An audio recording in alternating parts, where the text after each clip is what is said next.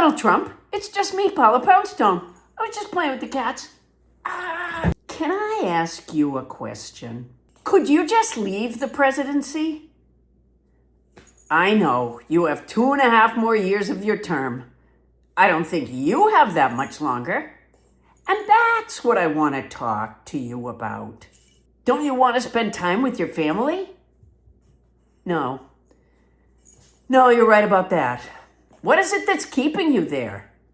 Some people think you're having an affair at the best little whorehouse in D.C. with that blonde White House aide. I don't think so, because she hasn't ruined her face for you. Yet. I know the presidency, or the taxpayers more specifically, have been a cash cow for you since the day you crossed your fingers while being sworn in.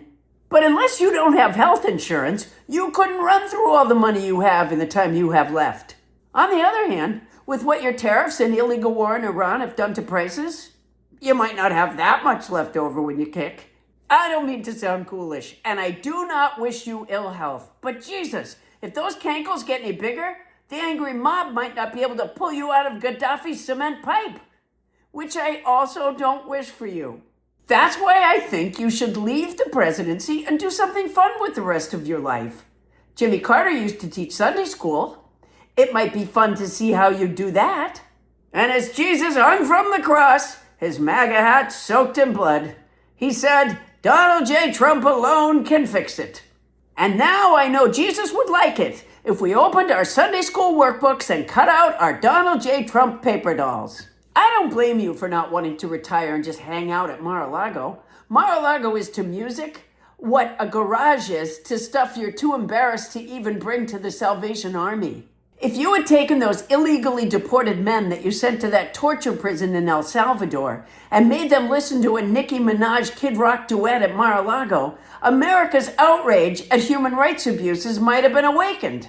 So plan something else.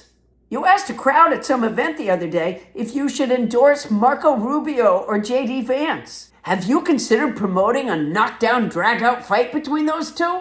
Who wouldn't pay to see two of the world's only entirely spineless men go at it in the ring? It's repulsive, yet compelling.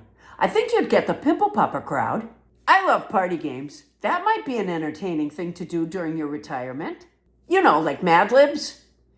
Okay, that was the last noun I needed. I'll read it now. The silly Epstein files hopped to the Epstein files where they slurped a big Epstein files of the Epstein files. Okay, I can see where you might not want to play Mad Libs. It's kind of a childish game anyways. But charades is mature.